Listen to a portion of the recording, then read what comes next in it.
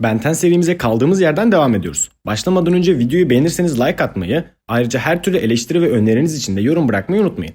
O zaman şimdi lafı daha fazla uzatmadan videoya geçelim. 10 yaşındaki Jimmy Jones adında bir çocuğun internete yüklediği kanıtlarla Ben Tennyson'ın gizli kimliğini tüm dünyaya ifşa etmesiyle başlayan süreç, kahramanın hayatını geri dönülemez bir biçimde değiştirir. Ben bir anda hem hayranlık duyulan bir süperstar hem de kamuoyu tarafından sorgulanan bir figür haline gelirken medya ve halkın yoğun ilgisiyle başa çıkmaya çalışır.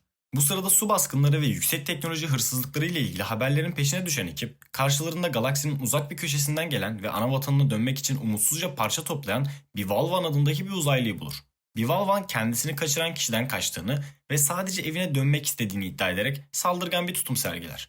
Çatışma sırasında Ben, yeni Ultimatrix'in gücünü ilk kez tam anlamıyla sergileyerek Ultimate Örümcek Maymun formuna dönüşür ve rakibini etkisiz hale getirir. Ancak zaferin ardından asıl ürkütücü gerçek ortaya çıkar. Bivalva'nın kaçtığı kişi Andromeda galaksisinden 5 farklı türü kaçıran ve çok daha karanlık planları olan Agregor'dur. Bölümün sonunda Bivalvan, Kevin'in tüm itirazlarına rağmen tesisatçılar tarafından götürülmek yerine Agregor tarafından ele geçirilir. Agregor tarafından kaçırılan ve gemisindeki hücrelere hapsedilen 5 farklı Andromeda uzaylısı olan Bivalvan, Galapagos, Pandor, Andreas ve Red başlangıçta birbirlerine güvenmeseler de hayatta kalmak için ortak bir amaç etrafında birleşirler. Özellikle barışçıl bir mizaca sahip olan Galapagos, Agregor'un onları sadece birer kaynak olarak gördüğünü ve kendi güçlerini artırmak için kurban edeceğini anladığında diğerlerini kaçış için organize etmeye çalışır. Mahkumlar Agregor'un gemisindeki güvenlik sistemlerini ve robotik korumaları aşmak için eşsiz yeteneklerini birleştirerek büyük bir isyan başlatırlar. Kaçış sırasında geminin merkezine sızan ekip bir kaçış mekiğine ulaşmayı başarır, ancak Agregor'un acımasız takibi ve geminin savunma mekanizmaları yüzünden büyük bir baskı altında kalırlar. Çatışmanın şiddeti arttıkça geminin navigasyon sistemleri hasar alır ve 5 uzaylı kendilerini bilinmeze doğru fırlatılmış bir halde bulurlar. Atmosfere giriş yaparken mekiğin parçalanmasıyla her biri dünyanın farklı noktalarına dağılırken Agregor'un onları bulmak konusundaki sarsılmaz kararlılığıyla bölüm sona erer.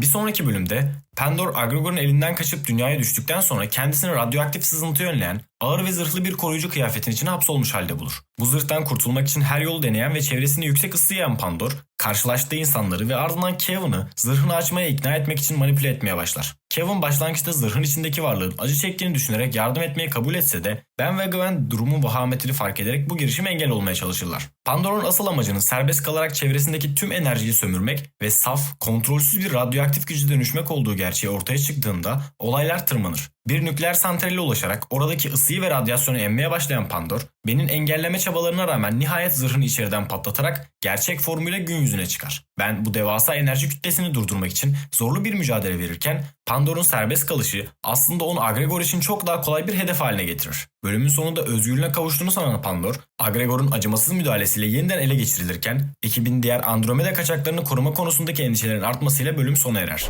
Kevin'in eski ve kurnaz tanıdığı Argit, Andromeda galaksisinden kaçan devasa güçlü Andreas'ı saf ve çocuksu doğasından faydalanarak kendi kirli işlerine alet eder. Argit, Andreas'ın yer sarsıntıları yaratma yeteneğini kullanarak ebedi şövalyelerin kalelerini tehdit etmekte ve onları koruma karşılığında haraç toplayarak dolandırmaktadır. Durumu fark eden Ben ve ekibi Andreas'ı Argit'in manipülasyonundan kurtarmaya çalışırken bu devasa uzaylının aslında kimseye zarar vermek istemeyen, sadece arkadaşlık arayan biri olduğunu keşfederler. Ancak bu sırada Agregor, planının son parçalarından biri olan Andreas'ı geri almak için ortaya çıkar ve ebedi şövalyelerin kalesine durdurulması imkansız görünen yüksek enerjili bir patlayıcı yerleştirir. Andreas, Argit'in kendisini ihanet etmesine rağmen içindeki sonsuz iyilikle herkesi kurtarmak için öne atılır ve patlamanın etkisini kendi vücuduyla sönümlemek amacıyla bombanın üzerine kapanır. Büyük bir fedakarlıkla patlamayı engelleyen ve kalenin yıkılmasını önleyen Andreas, ağır yaralı ve halsiz bir durumda Agregor'un ellerine düşer. Ben ve arkadaşları Andreas'ın kahramanlığına tanıklık etmenin verdiği hüzün ve Agregor'un koleksiyonunu tamamlama yolundaki acımasız ilerleyişini izlemek zorunda kalırlar.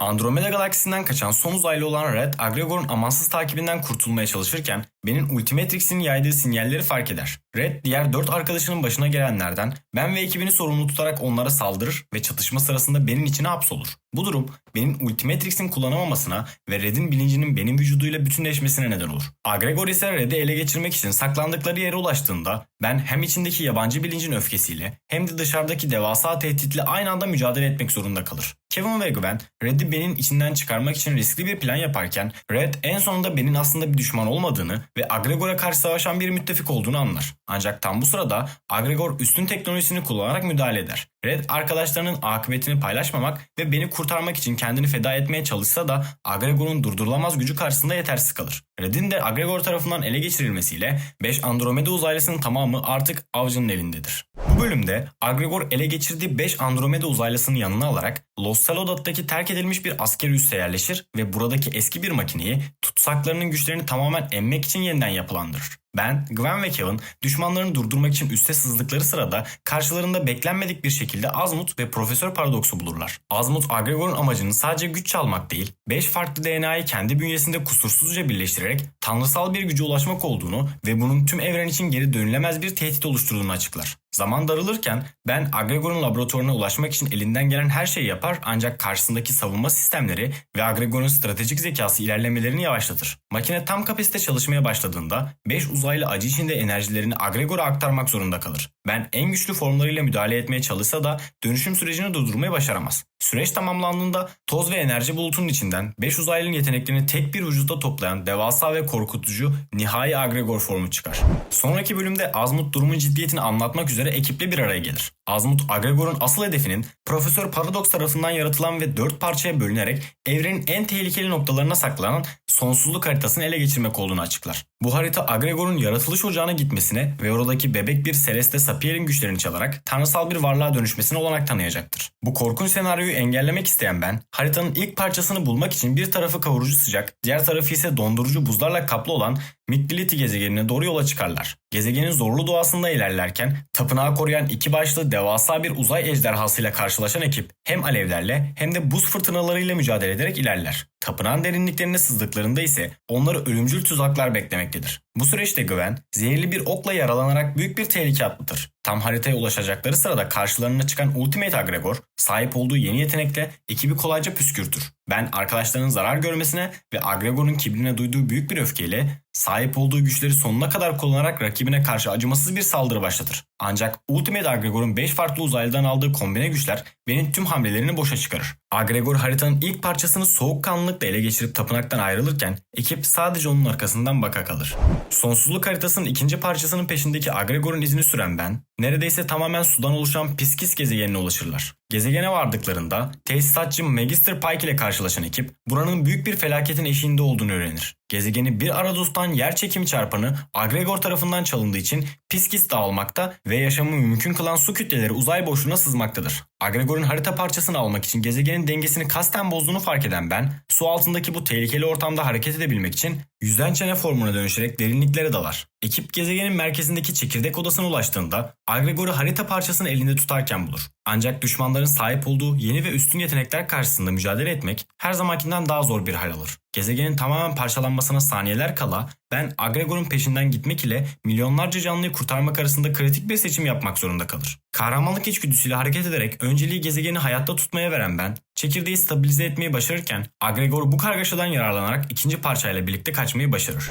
Sonsuzluk haritasının üçüncü parçasının peşine düşen Agregor, bu kez izini büyü enerjisinin kalbi olan ve fizik kurallarının işlemediği sihir boyutuna kadar sürer. Bu mistik diyara girebilmek ve hayatta kalabilmek için Gwen, Kevin ve Ben hiç istemeseler de orayı en iyi bilen kişi olan eski düşmanları Charmcaster'dan yardım talep ederler. Kendi geçmişiyle yüzleşmek ve babasının katili olan zalim tiran Ed White'dan intikam almak isteyen Charmcaster, ekibe rehberlik ederek onları bu değişken ve tehlikeli boyuta sokar. Ed White'ın egemenliği altındaki bu dünyada ekip sürekli yer değiştiren adalar ve ölümcül büyü tuzakları arasından geçerek harita parçasının saklandığı merkeze ulaşmaya çalışır. Ancak karşılarına çıkan Ultimate Agregor, sahip olduğu 5 farklı uzaylı gücüyle Ed White'ın kadim büyülerini bile etkisiz hale getirerek ekibin planlarını alt üst eder. Çatışmanın sonunda Agregor, haritanın 3. parçası olan Alpha Rünü'nü zorla ele geçirip oradan ayrılırken Ben ve arkadaşları Charmcaster'ın yardımıyla son anda kendi dünyalarına dönmeyi başarırlar. Sonsuzluk haritasının 4. ve son parçasını ele geçirmek için zamanla yarışan Ben, Gwen ve Kevin, Profesör Paradox tarafından uzayın derinliklerinde inşa edilmiş devasa bir bulmaca kutusu olan Perplex Hadron'a varırlar. Bu devasa yapı sürekli yer değiştiren, kübik odaları ve ölümcül tuzaklarıyla haritayı korumak üzere tasarlanmış karmaşık bir labirenttir. Ekip her adımda değişen yer çekimi ve birbirine çarpan metal duvarlar arasında hayatta kalmaya çalışırken Ultimate Agregor'un da çoktan içeri sızdığını ve onları adım adım takip ettiğini fark ederler. Labirentin merkezine giden yolda Ben zekasını ve farklı uzaylı formlarını kullanarak karmaşık denklemleri çözmeye çalışırken Perplex Hadron'un savunma mekanizmaları onları durdurmak için daha da saldırganlaşır. Nihayet çekirdek odasına ulaşıp haritanın son parçasını ellerine aldıkları sırada Agregor'un sarsılmaz gücü ve hızıyla bir kez daha karşı karşıya kalırlar. Ben ve arkadaşları yapının kendi üzerine çökmeye başladığı kaotik anlarda parçayı korumak için umutsuzca savaşsa da Agregor üstünlüğünü kullanarak son parçayı da ele geçirmeyi başarır. Haritanın tüm parçalarının Agregor'un eline geçmesiyle birlikte evrenin kaderinin artık pamuk ipliğine bağlı olduğu o karanlık gerçekle yüzleşen ekibin yıkılan labirentten son anda kurtulmasıyla bölüm sona erer. Sonsuzluk haritasının tüm parçalarını birleştiren Agregor, evrenin dışındaki gizemli ve kutsal yaratılış ocağına ulaşarak bir Celeste Sapien bebeğinin sınırsız güçlerini emmeye hedeflemektedir. Profesör Paradox bu kozmik felaketi engellemek amacıyla ekibi zaman ve uzayın ötesindeki bu bölgeye götürürken yaşanan bir zaman sapması sonucu 10 yaşındaki çocuk Ben Tennyson'da da beklenmedik bir şekilde ekibe dahil olur. Genç Ben ile çocuk Ben arasındaki kişilik çatışmaları ve şaşkınlık eşliğinde yaratılış ocağının devasa annelerinden birinin elindeki bebek Celeste Sapien'e ulaşan ekip Agregor'un çoktan törene başladığını görürler. Ben'in en güçlü uzaylı formları bile 5 Andromeda uzaylısının gücüne sahip olan Ultimate Agregor'u durdurmaya yetmezken evrenin kaderi saniyeler içinde belirlenmek üzeredir. Kevin, arkadaşının ve tüm varoluşun tehlikede olduğunu görerek başka hiçbir çaresi kalmadığını anlar ve kendi akıl sağlığını riske atarak Ultimatrix'in enerjisini doğrudan kendi vücuduna emer. Bu devasa güç yüklemesiyle fiziksel bir mutasyona uğrayan ve Ultimate Kevin formuna dönüşen Kevin, Agregor'u kolaylıkla etkisiz hale getirerek onun emdiği tüm güçleri de kendi bünyesine katar. Ancak bu kontrolsüz güç Kevin'in insani duygularını ve mantığını hızla gölgelerken Agregor'un yenilgisiyle gelen zafer yerini Kevin'in karanlık bir hırsa bürünmesine bırakır. 10 yaşındaki Ben'in kendi zamanına geri gönderilmesi ve Kevin'in kontrolünü tamamen kaybederek oradan uzaklaşmasıyla kahramanlar için çok daha kişisel ve tehlikeli bir dönemin kapıları aralanarak bölüm sona erer. Bir sonraki bölümde Kevin geçmişindeki hesapları kapatmaya karar verir. İlk hedefi bir zamanlar mahkum olarak kaldığı Null Void içindeki bir hapishanedir. Kevin burada geçirdiği zorlu yıllarda kendisine zulmeden ve hayatını cehenneme çeviren gardiyan Mork ile yüzleşmek için hapishaneye adeta bir yıkım gücü gibi dalar. Ben ve Gwen eski dostlarını bu karanlık yoldan geri döndürmek ve masumların zarar görmesini engellemek amacıyla peşinden giderler. Hapishanenin derinliklerine ulaştıklarında Morg'un mahkumları yasa dışı maden işlerinde çalıştırarak onları köleleştirdiği gerçeğiyle karşılaşırlar. Kevin Morg'u köşeye sıkıştırıp intikamını almak üzereyken Ben ve Gwen müdahale ederek onu durdurmaya çalışır. Ancak Kevin içindeki insanlığı ve merhametin yerini alan yıkıcı güçle artık eski dostlarına bile acımayacağını kanıtlar. Yaşanan şiddetli çatışmanın ardından Kevin Morg'u etkisiz hale getirse de Ben'in engellemesiyle onu öldürmeden hapishaneden ayrılır. Bir sonraki bölümde Kevin'in kontrolsüzleşen intikam hırsı bu sefer Argit'e hedef aldığında korku içindeki Argit canını kurtarmak için Tesisatçı Akademisi'ne sığınır. Ben ve Gwen akademideki genç eğitimcilerle birlikte bir yandan eğitim simülasyonlarıyla uğraşırken diğer yandan Argit'i eski dostlarının gazabından korumak zorunda kalırlar. Kevin durdurulamaz bir yıkım gücüyle akademiye saldırarak savunma hatlarını birer birer parçalarken merhamet duygusunu tamamen yitirdiğini her hamlesiyle bir kez daha kanıtlar. Ben ve Gwen Kevin'i yatıştırmaya ve içindeki insanlığa seslenmeye çalışsalar da Kevin artık sadece kendisine ihanet edenlerin acı çekmesini istemektedir. Çatışma sırasında akademinin eğitim alanları harabeye dönerken Argit'in hayatta kalma çabaları durumu daha da kaotik bir hale getirir. Kevin hedeflediği intikamı tam anlamıyla gerçekleştiremeden akademiden uzaklaşsa da geride bıraktığı yıkım ve dostlarına karşı sergilediği acımasız tutum onun geri dönülemez bir yola girdiğini kesinleştirir. Sonraki bölümde Ben artık eski dostunu kurtarmanın ötesinde bir karar vermek zorunda kalır. Kevin'in masum insanlara ve diğer tesisatçı çocuklara saldırarak onların enerjilerini acımasızca sömürmesi Ben'i onu her ne pahasına olursa olsun durdurmaya iter. Bu gerekirse en yakın arkadaşını tamamen ortadan kaldırmak anlamına gelse bile. Gwen, Kevin'in içinde hala bir umut ışığı olduğuna ve onun rehabilite edilebileceğine inanarak Ben'in bu sert kararına şiddetle karşı çıkar. İki kuzen arasında derin bir fikir ayrılığı yaşanırken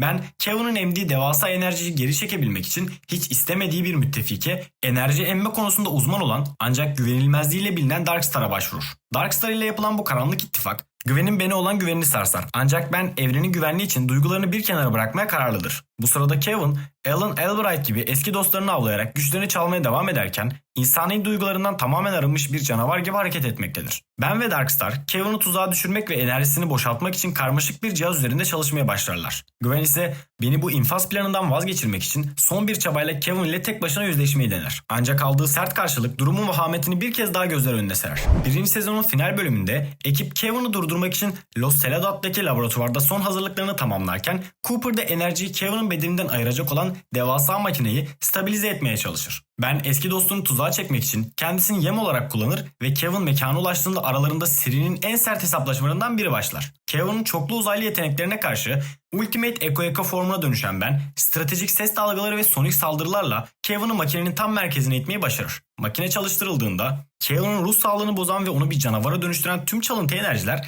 büyük bir acıyla vücudundan dışarı çekilir. Bu süreçte Kevin yavaş yavaş insani formuna geri dönerken emilen enerjiler Andromeda uzaylılarını hayata döndürmek üzere serbest kalır. Operasyonun sonunda Darkstar beklendiği gibi ekibe ihanet ederek tüm bu saf enerjiyi kendi bünyesine katmaya çalışır. Ancak Ben bu hamleyi önceden öngörerek sistemi Darkstar'ı etkisiz hale getirecek şekilde kurgulamıştır. Her şey normale döndüğünde Kevin bir canavar olduğu süre boyunca işlediği suçların ve verdiği zararların derin üzüntüsünü yaşasa da Gwen ve Ben'in desteğiyle yeniden ekibin bir parçası olur. Andromeda uzaylıların kurtulması ve Kevin'in insanlığına geri kavuşmasıyla büyük bir kriz aşılmış olur. Ben, Gwen ve Kevin'in yıkıntılar arasından yürüyerek bir sonraki maceralarına doğru ilerlemesi ve evrene kısa süreli de olsa huzurun dönmesiyle bölüm sona erer.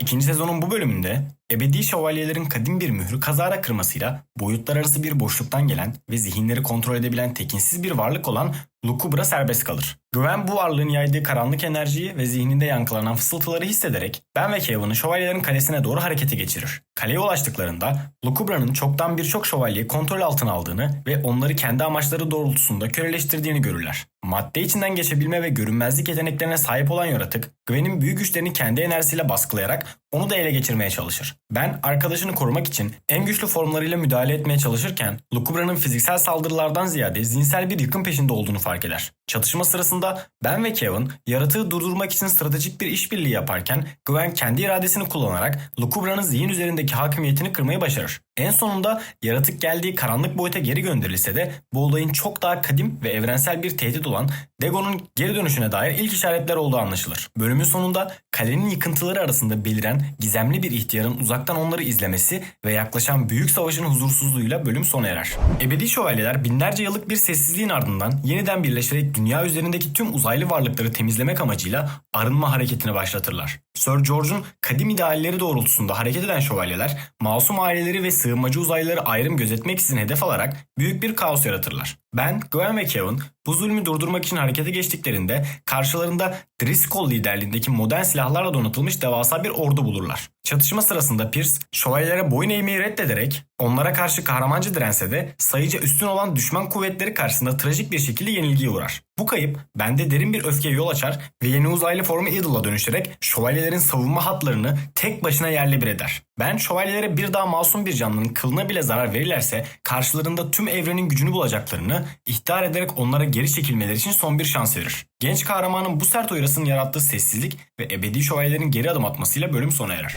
Julie'nin yeni dahil olduğu ve insanlığa kadim bilgileri getirdiğine inanılan mistik bir topluluk olan Alev Koruyucuları Çemberi benim içgüdüsel şüphelerini tetikler. Grubun lideri Conduit Edwards'ın barışçıl ve teknoloji odaklı söylemlerine rağmen Ben bu organizasyonun görkemli karargahına Gwen ve Kevin ile birlikte gizlice sızmaya karar verir. İçeride yaptıkları araştırma sırasında grubun binlerce yıl önce dünyaya ateşi ve bilgiyi getirdiğine inandıkları Alev Koruyucusu adındaki varlığın aslında çok tanıdık ve karanlık bir düşman olduğu gerçeğiyle yüzleşirler. Bu varlık önceki savaşlarda aldığı ağır yaralardan kurtulmaya çalışan ve kendisini bir tanrı gibi göstererek müritlerin enerjisini sömüren Vilgax'tan başkası değildir. Ben Julie'yi bu tehlikeli aldatmacadan kurtarmaya çalışırken Edwards ve grubun yüksek teknoloji muhafızlarıyla sert bir çatışmaya girer. Ancak grup üyeleri beni kendi tanrılarına saldıran bir kafir olarak gördükleri için gerçekleri kabul etmeyi reddederler. Vilgax'ın zayıf düşmüş bedenini bir perdenin arkasında gizleyerek insanları manipüle etmeye devam etmesi ve eski bir düşmanın kutsal bir figür maskesiyle yeniden güç kazanmaya başlamasının yarattığı büyük tehdit algısıyla bölüm sona erer. Sonraki bölümde ebedi şövalyelerin efsanevi kurucusu ve ilk şövalyesi olan Sir George,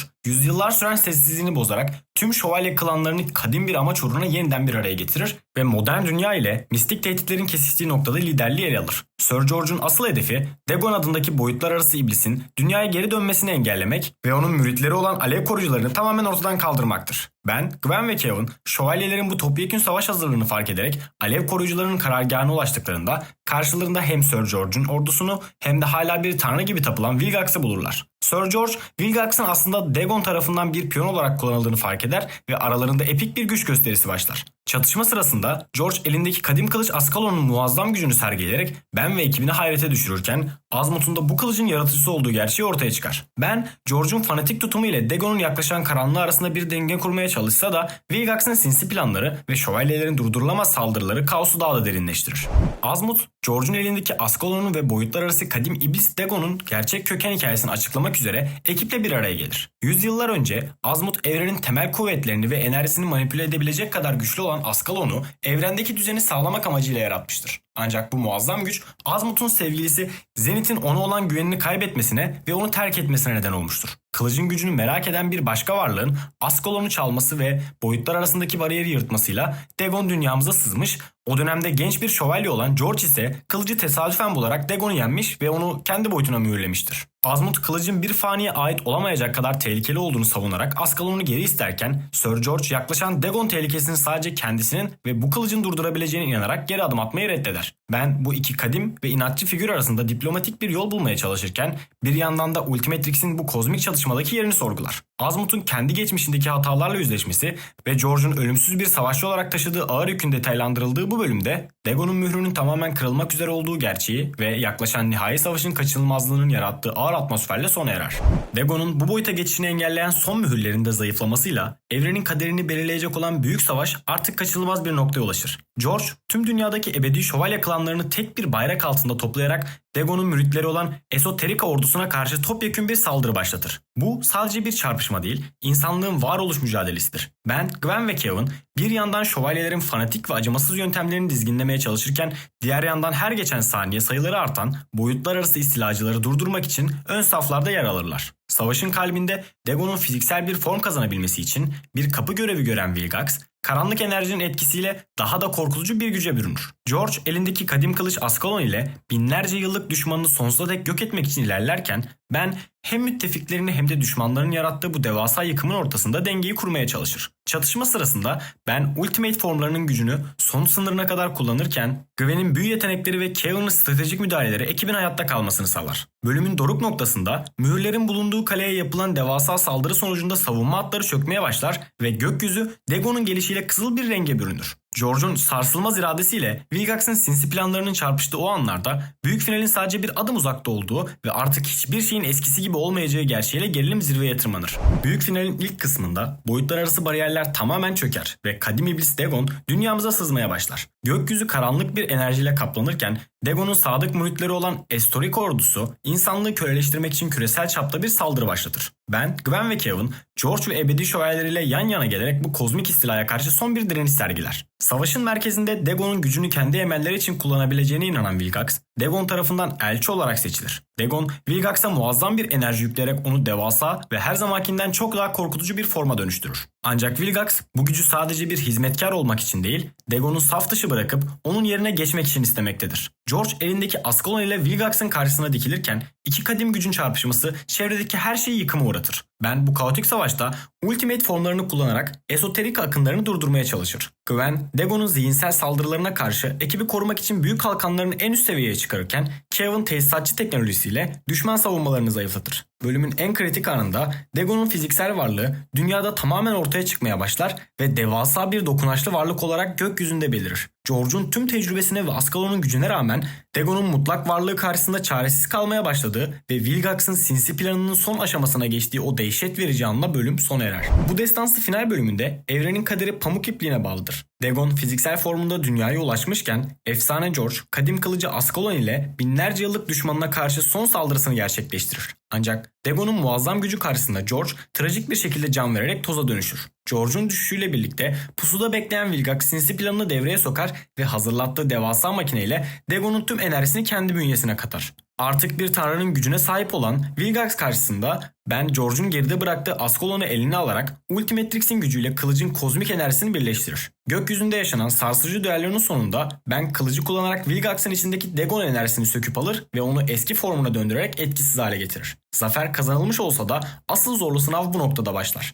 Elinde evreni yeniden şekillendirebilecek kadar büyük bir güç tutan Ben, bir anlığına Vilgax'ın tüm kötülükleri silebilirsin şeklindeki manipülasyonun cazibesine kapılır. Ancak Gwen ve Kevin'in desteğiyle gerçek barışın zorla değil, özgür iradeyle gelmesi gerektiğini anlayan Ben, büyük bir olgunluk sergileyerek tanrısal güçlerinden feragat eder ve Ascalon ile Ultimatrix'i Azmuth'a geri verir. Azmuth Ben'in bu fedakarlığını ve eriştiği bilgeliği takdir ederek o taklit olarak gördüğü Ultimatrix'i imha eder. Yerine yıllardır mükemmelleştirmek için uğraştığı Omnitrix'in asıl ve en kusursuz versiyonunu Ben'e teslim eder. Ben'in kolundaki yeni ve orijinal saatine bakıp gülümsemesiyle Ultimate Alien macerası yerini bambaşka bir döneme bırakarak sona erer.